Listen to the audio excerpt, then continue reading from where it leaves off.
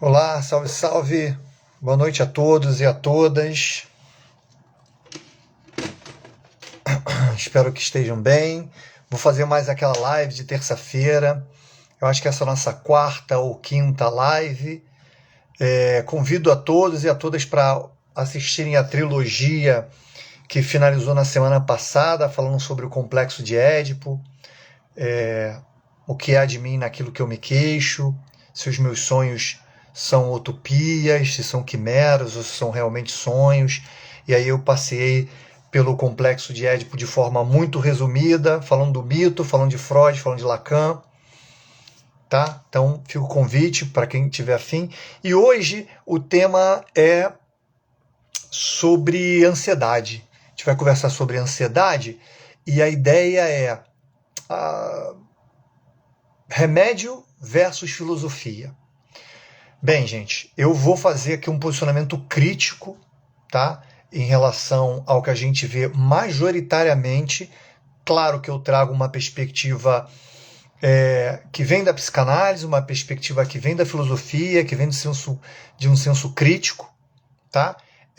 Pelo que a gente vê majoritariamente acontecendo, principalmente no Brasil, que é campeão mundial, como vocês devem saber, campeão mundial de ansiedade. Bem, para começo da história, lembrando que a gente só tem 10 minutos, eu cito para vocês um estudo, convido vocês a pesquisarem, um estudo chamado Massacre da Tarja Preta. Ele foi publicado por um conglomerado de pesquisadores, tá?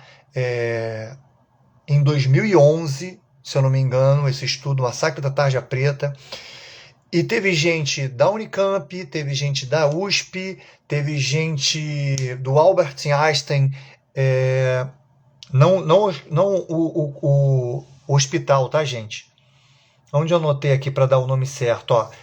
É um estudo publicado por psiquiatras e neurologistas da USP, Unicamp, Albert Einstein College of Medicine dos Estados Unidos. Esses três institutos publicaram isso num congresso na Alemanha em 2011.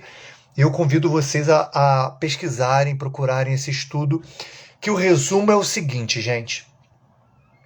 75% da medicação do sistema nervoso central, os famosos tarja preta,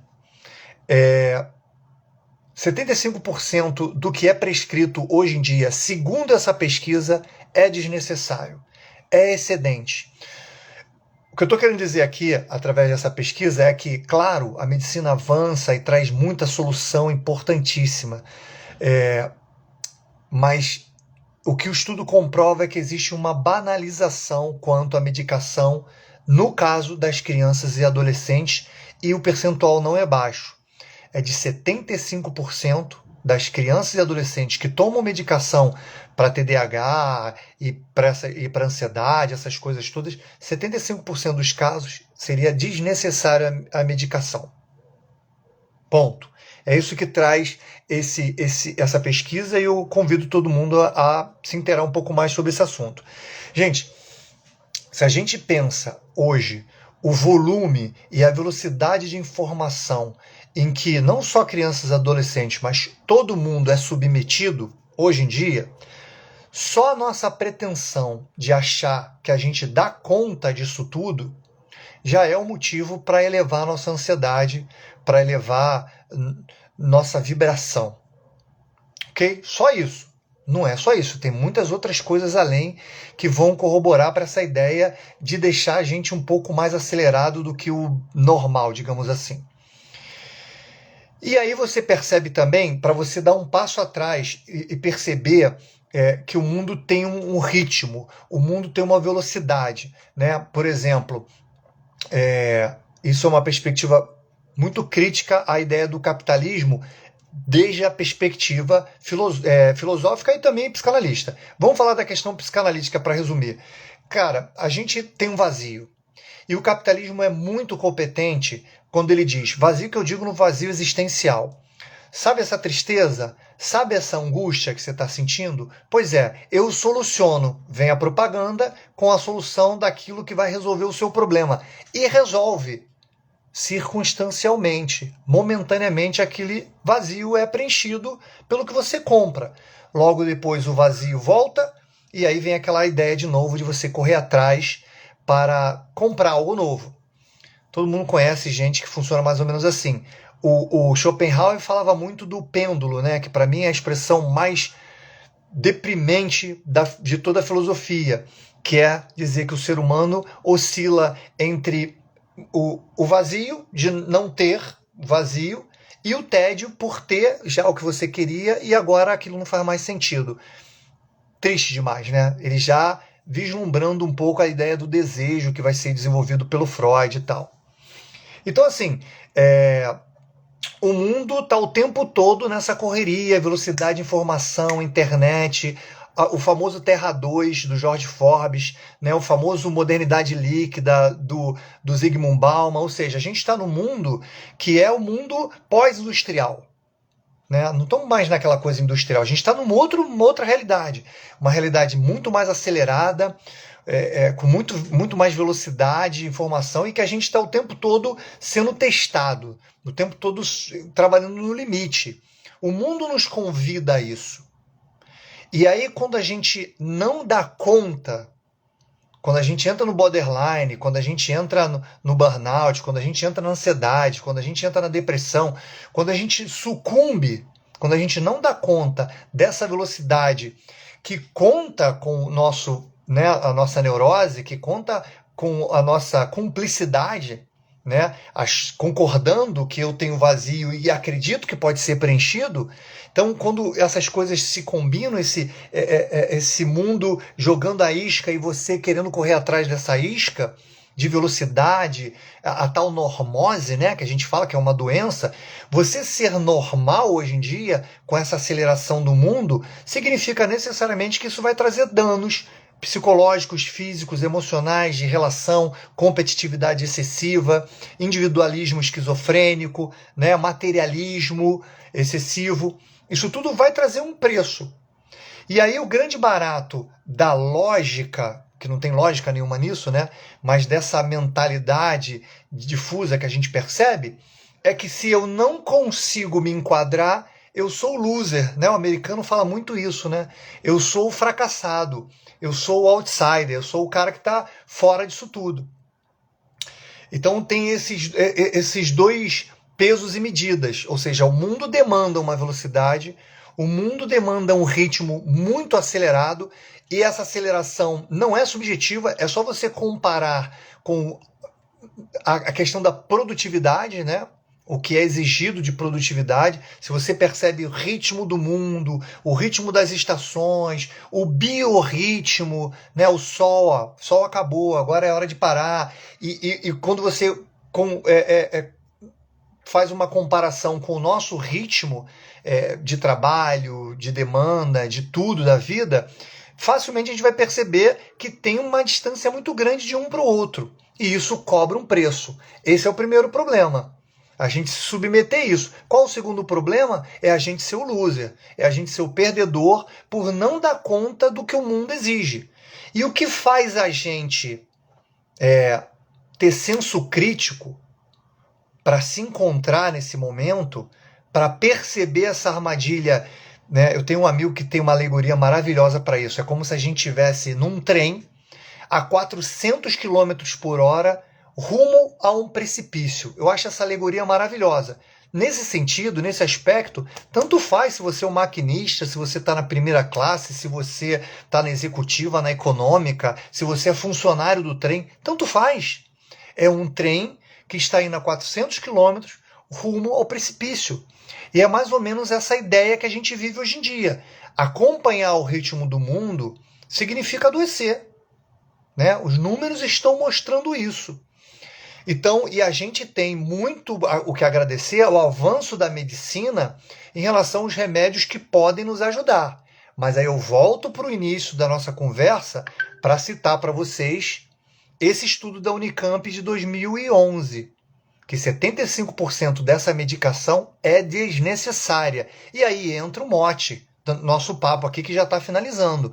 Aí entra o mote da filosofia, da psicanálise, do autoconhecimento, seja lá o que for.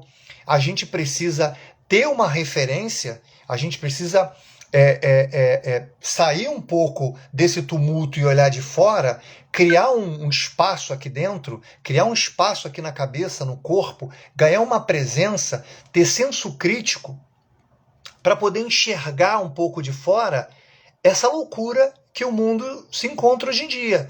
Para aí sim, com essa minha referência, eu poder encontrar o meu lugar. Porque senão a gente sucumbe nessa máquina de moer gente.